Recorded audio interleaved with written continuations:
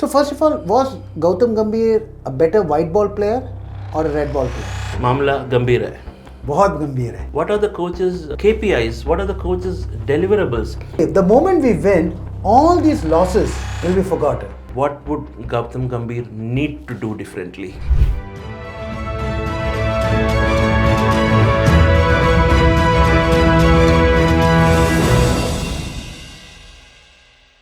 Hello and welcome.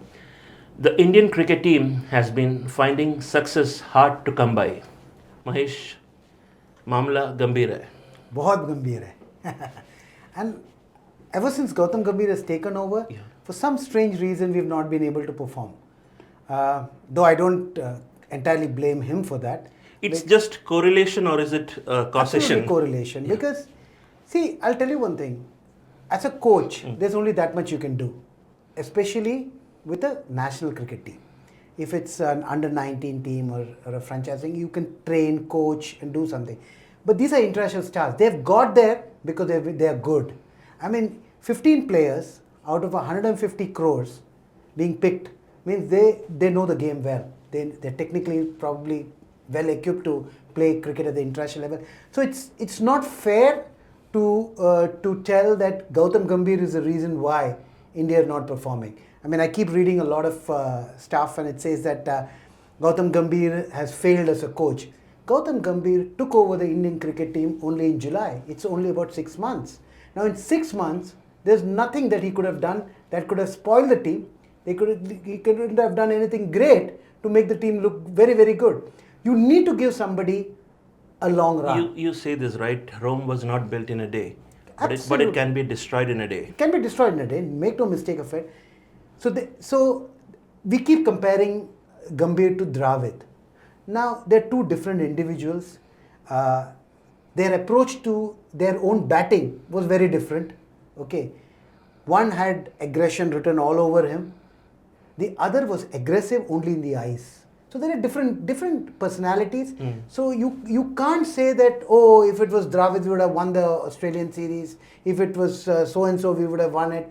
I don't think we should do that. We should give Gambhir a good run, maybe the Champions Trophy, England series, maybe a couple of series after that. Give him at least about a year and a half, maybe even 2 years before taking a decision as to whether he is good for our job or not. Remember, as a mentor, and I'm telling you this, he was not the coach. Look, Mahesh, let me just to give the context in a certain way. Okay, you can't win always. Wins Absolutely. And losses are part of the game. Any sport that you play, you win some, you lose some. Okay, I think it is not the end of the world if you lose a test series to Australia in Australia. Absolutely. After all, how successful have we been historically when we travel to Australia? We remember one Melbourne, Kapil Dev and Gavaskar, that famous match. Correct. We remember an Adelaide test. We remember a Perth test. That Adelaide test facilitated a 1-1 series draw, Correct. which was significant. Other than that, we've had a tough time making test tours to Australia. In 2018 is when we turned things around. And we know that Australia is a very dominant team across formats of the game. And we ran them close in Melbourne, in the sense we could have held on to a draw if things worked out a little differently, and probably gone into Sydney 1-1. Okay, that was not to be. We went to Sydney 1-2, and that was also a close match. So maybe a 3-1 may not reflect how close it was fought. That's very one true. Point. After Gambhir took over, we did find success against Bangladesh. I'm just putting everything on perspective, okay, and how I view it as a cricket observer.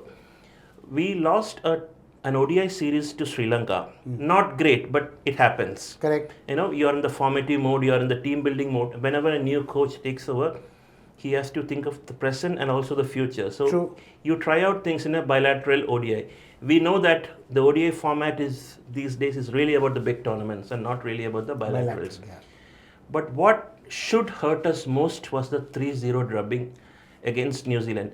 Much more than the BGT loss to Australia down under. Absolutely, no doubt about it. So when something goes wrong, we just need to know what went wrong. And this is not about blame game. This is not about blame fixing. It's about fixing things and moving forward. So we know that in a cricket team there is a captain, and then there are senior players, then there is the coach. They kind of become a think tank. The structure is quite different from football, say where the manager is the boss, who decides everything. So in the recent history of Indian cricket, and when I say recent history, it's about the 21st century, we've had a few captain-coach combinations, right? Dada, John Wright, we have had Dhoni and Kirsten. Dhoni, Kirsten, also some Kohli and Shastri. Kohli and Shastri. These are, and maybe Dravid and Rohit also in a certain way. Who calls the shots in Indian cricket, captain or coach? I think cricket by itself as a game, I think the captain plays a far bigger role than in football. In football, the manager, like what you rightly said, plays a very, very big role because there's a lot of decisions that are taken from the outside. But in a cricket match, it's the captain who places the field. He's the guy who makes the bowling changes. So for me, in cricket, it's the captain who will always call the shots. So what is the role of the coach? Very interesting question, and I think we've still not been able to get that right answer from any of the coaches. But to me, the coach's job is basically man management. He should be able to create a good atmosphere in the dressing room. If somebody has an issue with probably his batting or a bowling or even something to do with any kind of distraction that he has, he should be able to go up to the coach and he should be able to talk to the coach. Now, how approachable the coach is, how senior the coach is. There are various reasons why a player likes a particular coach, because there is a brotherly kind of a feeling that he might get. There's a fatherly kind of treatment that he might get. So what is the role of a coach when a player comes to you is a question that you ask. Yeah. To me, it is that he should be able to win the trust it's not of the about players. It's not about what the player comes to you with. It's about what the coach needs to do. What are the coach's KPIs? What are the coach's deliverables? It's not just about fixing an issue that the player comes to. See, devising strategies is the also... coach should have a vision, right? He should have a vision. There should be a strategy that should be framed by the coach. Now, in India, the coach does not mean only the head coach. There is a batting coach, there's a bowling coach, there's a fielding coach, and all these kind of guys, right? So they all have to sit down together and devise strategy. They have to find the ways by which they can dismiss every opponent batsman. Yeah, correct. So these are things, because they need to go through tapes, they need to devise strategies, which side of the wicket to bowl, who should be bowling. Yeah. These are small things. When do you get your strike bowler? When do you back off a little bit? There are various things that the coach will be able to tell. So the captain doesn't have so much of time to go through all these things. The captain is very much involved with the game. It's the coach who, from the outside, gives him all the data, gives him all the ideas. Finally, it's the captain who has to take the decision. So let's look at Gautam Gambhir, since the focus of discussion is on him. Let's look at Gambhir as player first. Yeah. And because the credentials to being a coach starts from that. Gambhir has played a vital role in Indian cricket, right? Absolutely. 2 World Cups finals. Yeah, He's been the top scorer. No questioning his credentials. No, as a player, no denying the fact that he was great. As a captain of the IPL franchise, which is the most difficult format. Okay, the focus is on T20, right? IPL is T20. So IPL franchise captain, mentor also. In that role, in those roles, how was he? I would think his track record is very good. As a captain, I think apart from Dhoni, 2 titles, and Rohit Sharma, he's the third most successful IPL captain. Such is the third name that comes to your mind when you talk of a successful IPL captain. And remember, when he took over KKR in 2011, it was, KKR was in the last positions only. Yeah. That was when Ganguly, one of the most successful Indian captain, was leading the team. Correct. But he was not able to get anything out of it. Then Gambhir comes in, and what does he do? He starts taking the team forward. Revitalizes the team. Completely. So as a player, he was very good. As a captain, he was fantastic, because he was the only captain other than these two who could have won multiple times the IPL. So you can expect him to be a good fit in a coach's role, coach or a mentor role. He seems to have done well with the T20I team also, with Surya. So being a great player doesn't necessarily mean that he's a great coach. No, he's been a good coach also. He's been a good mentor also, right? So mentor and coach, Vishnu, are 2 different things. He was a good mentor, make no mistake of it. But who was a coach for the KKR team? It was Chandrakant Pandit. Now Chandrakant Okay, Pandit. so that begs the question: what does a mentor do? Correct. Mentor basically is trying to get things together between the coach and the other players. Yeah. Now, IPL franchise is a very, very different atmosphere. It's a mixed bag. Foreign because there are players. foreign players, so probably communication could be a problem. So Lucknow, it was Justin Langer. So Justin Justin Langer Langer coaching an uncapped Indian player. Could have been a You little would bit- probably need a via media. Probably he would have. But he was got to KKR because of his connection with KKR earlier. They thought that he's the right fit, and he came in. Chandrakant Pandit was already the coach of the team. Okay, but Venki Mysore and Shah Rukh Khan had a lot of belief In Gautam Gambhir. in Gautam Gambhir's ability to lead. So he came, and whether it was the reason why KKR won or not. And he seems to be in control over the T20, the state of affairs with the T20I team also. Yeah, he seems to be. So if you look at him, he does very well with younger players. It's only when he has to be the coach of a very senior set of players. So that begs a different question. I'm trying to club two things here. Gambhir and larger formats. Because larger formats involve normally working with senior players, isn't it? So you have Virat Kohli, you have Rohit Sharma.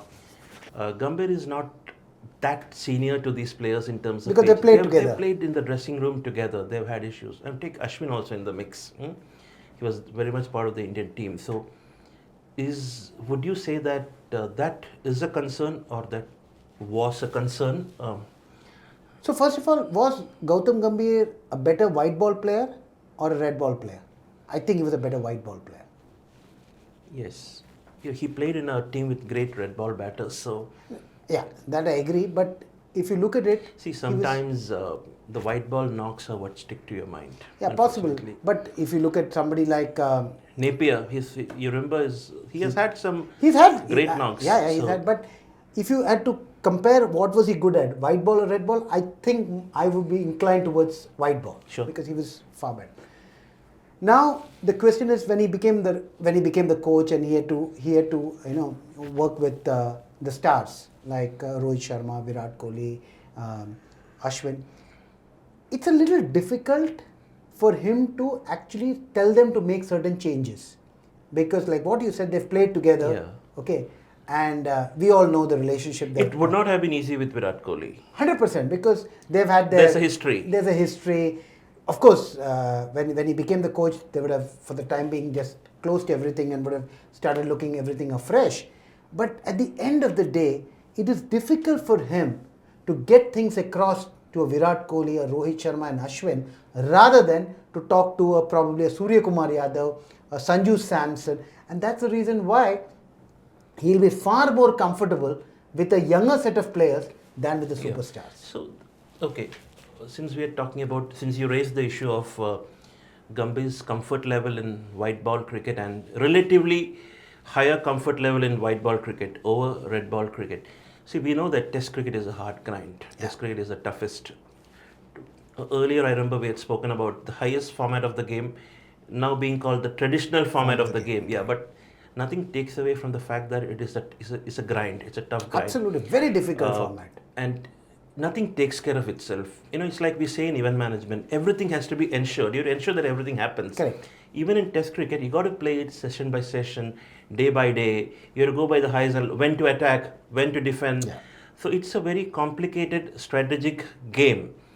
Do you think a national coach, all format coach, needs to be someone who is comfortable primarily in red ball cricket?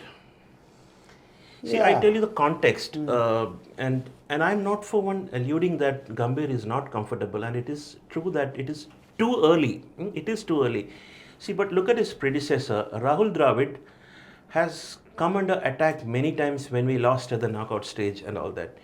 And even in the post-match discussions, interviews, whenever he speaks about never compromising on the integrity of the first class structure, the Ranji structure, because he doesn't want to have any system that weakens the test cricket fabric of the nation.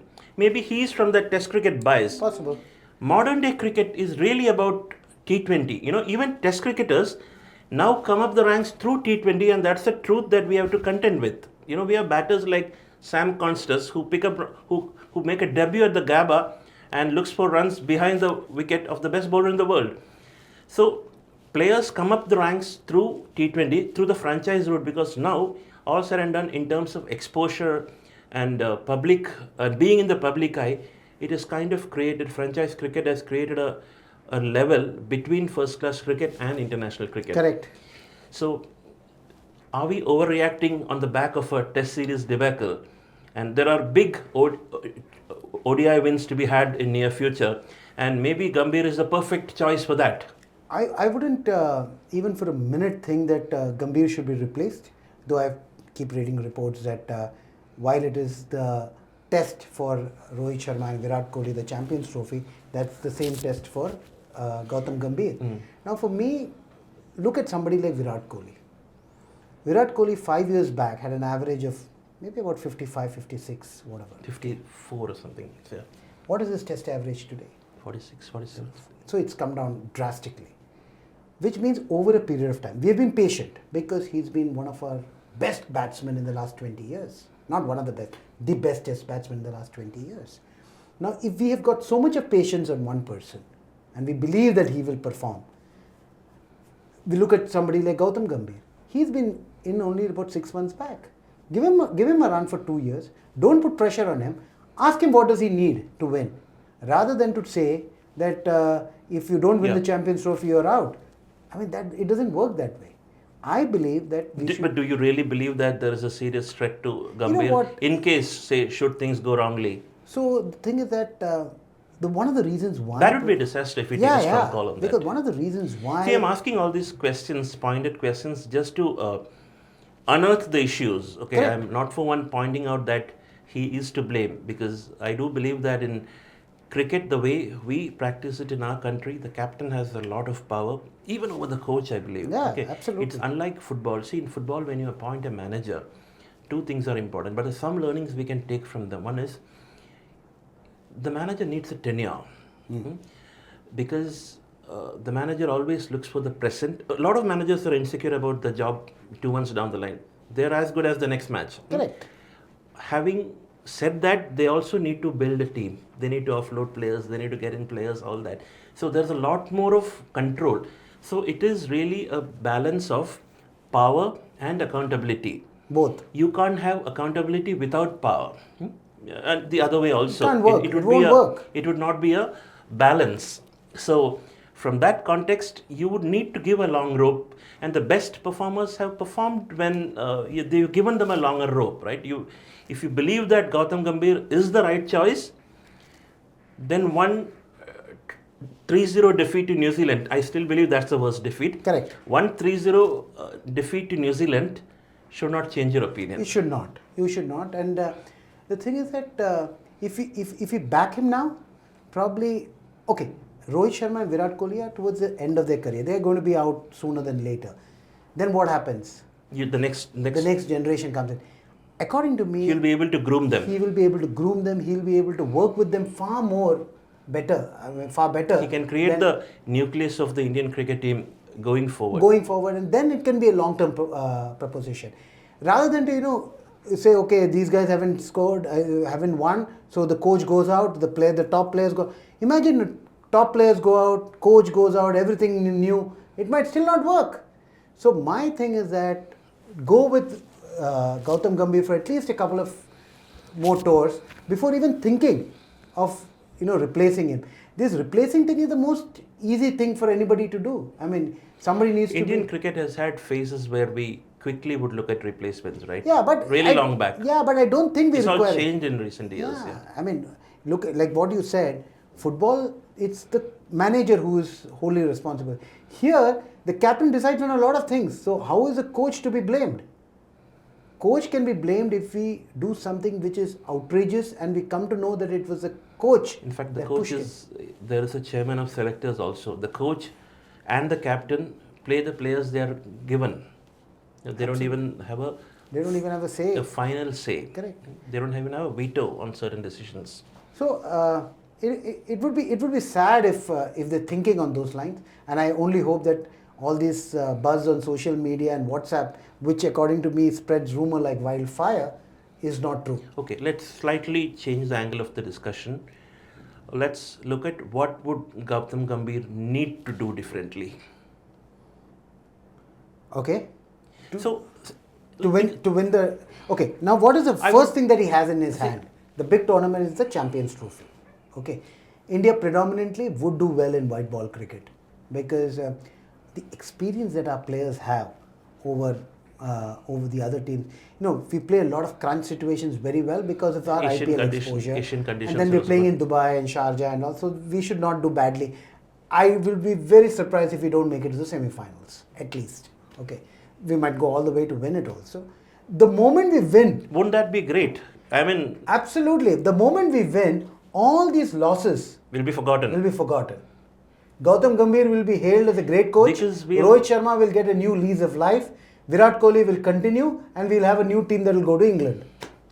Okay, so let me rephrase my question. The angst is with respect to Test cricket. Correct. Okay, and if we feel that for some reason Gautam Gambhir comes with a lot more experience in managing the short format version of the game, would he need to do anything differently when we reach England? To me, the first thing that all touring, all our tours should have at least a few side matches. Absolutely. Before we play. This net practice business doesn't work. Earlier times, all these cricketers would go, I mean, an England tour would start about maybe there will be about 3 or 4 practice matches, then they'll play the first test match, then they'll go to every county and play. What it does is, it gives you proper exposure to the conditions, to the pitch, to the moving ball, everything. Even the ball that we're going to play out there is Dukes. Here we don't play Dukes. In Kookaburra is what we played in Australia. And Dukes tend to move around a lot more. Lot more. And if we are not used to it, we're going to suffer again. Yeah. So also, I think somehow that culture of playing tour games, the It's county games, completely stopped because now we believe India, only you remember the days when board president's 11 would be there. You would remember the days when you play a test match in Kanpur, then the visiting team plays the North Zone, then they go to West Zone, they play West Zone, then they play a test match in Bombay, then they play South Zone, they play a test match in Chennai. Those days are gone. The reasons being that the touring team gets acclimatized, our bowlers or our batsmen who are on the fringe get exposure. So these things are important. When we are touring, we need match practice. This net business, see, in a net you can get out 10 times. It doesn't matter. But in a match situation, you don't want to get out. You are trying very hard to safeguard your wicket. These are small things. Like I read the other day, even Gavaskar saying that they should play side matches. They have to, because that's the only way you get acclimatized to a certain surrounding. And for someone like Dhruv Jurel or Sarfraz, who are kind of been passengers right through, without these side matches, they are never really in the reckoning. Correct. You know, if you played a side match, you don't even know how good they are. If you played a side match and say Jurel scored a century, you might have inducted him. You will start thinking whether you need to induct him to the next lineup or not. Absolutely. So my thing is that what Gautam Gambhir should say is, apart from the team composition, he should say that we need to play at least 3 side matches before the first test match. And then probably, if there is, I don't know the schedule, if the schedule has got days in between, play 2-day matches. Yeah, we're going to go there right after IPL. After IPL, so probably it will be the... Look, the calendar is a real issue. Yeah, it will be early part of English summer, which means it's difficult to play. 3 international formats and franchise. It really makes first-class cricket. And then you keep calling all these small, like Bangladesh and Afghanistan to play. I mean, these guys also need rest. The board should be a little more considerate with regards to how much of cricket they have to play. And then we can't complain that they don't play domestic matches, because as it is, they're playing a lot of international matches. So it is not the same as it used to be. It is only got the entropy seems to have multiplied in recent years with multiple formats and franchising all coming into the fore. It's a very different ball game now. Absolutely. The highly commercialized form of sport that we see these days. Definitely. But very early days for us to even contemplate, if there is a thought in the remote corner of our minds that we should look past Gambhir, I think that is preposterous. I don't think we should. We don't need to do that. Yeah. And what we need to do really is to strengthen his hands, Yeah. you know, and ask him what he needs, and for him to have a chalk out a plan really. So if you put this kind of a situation in a corporate world, okay, you call the sales director and you tell him that this is your target. No, your last quarter you didn't meet your numbers. Or your last quarter numbers have been very bad. Have been bad. And I just joined last year. And So it takes time for me to You have to get set used process. to the environment. You and all sometimes these infrastructures, you know, even for sports managers and sports leaders, you start working on the team, you start working on the future nucleus of the team. Many of them are like that cliche, the below the iceberg, the below the sea level iceberg thing. Yeah. You don't see it, but maybe is working on it. So a lot of your efforts don't come out in the open. Immediately. Yeah. But unfortunately or fortunately, nothing succeeds like success. Correct. You know, so That's what I said. Yeah. If we win the Champions Trophy, everything will be forgotten. People will not talk about the defeat. let's savor that thought for a moment. Yeah. You know, we winning T20, we winning Champions Trophy. What next? Next is, of course, the World Test Championship. That we're not winning this For time. the next 2 Yeah. years. Yeah. But then we need to build a team for that. We need to build Because a team. The both next cycle is starting. Yeah, because the more the reason why it doesn't make sense to take a Rohit Sharma or a Virat Kohli, because they're not going to be there in 2027. No. So start building the team. I'm not for a moment saying that we're going to win every single match in England. We might lose a series, but there is a starting point, and I think the starting point should be Yeah. England. I think what Rohit Sharma and Virat Kohli have done for Indian cricket is huge. I mean, they've been great players, but the fact of the matter is that they should continue playing for ODI as long as they can. And secondly, No, we'll see how they perform in the ODI. No, Yeah, and let performance speak for everyone. Absolutely. See, the one thing is that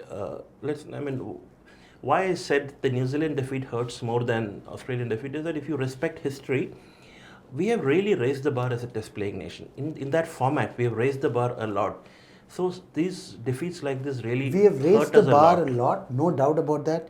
And we've been almost unbeatable at home. so- we have beaten Michael Clark's Australian team 4-0 out here. On spinning wickets, if we start losing, that's grave concern for us. And there never really was a threat of us losing the BGT series when we played at home the last two times.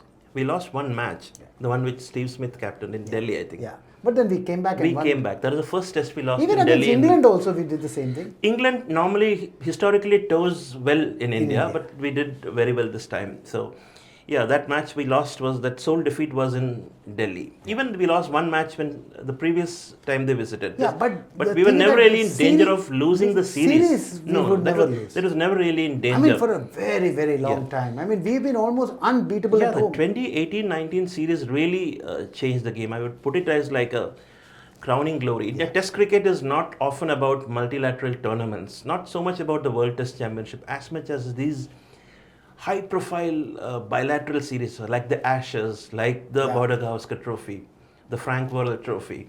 So we have raised the bar, and now that we have raised the bar, Now we have to unfortunately we have to be at it. We have to be at level. So any loss will be heavily criticized. You win a World Cup and we know the kind of reception that they get. Adulation you so get. then if they get that, then they should be ready to accept the critics. Yeah. Okay. So let's hope that things are going to get better. I'm sure the right decisions will be taken, and we'll be back on the path to victory. Hopefully, yes. Thank you. That's all for us. That's all from us today.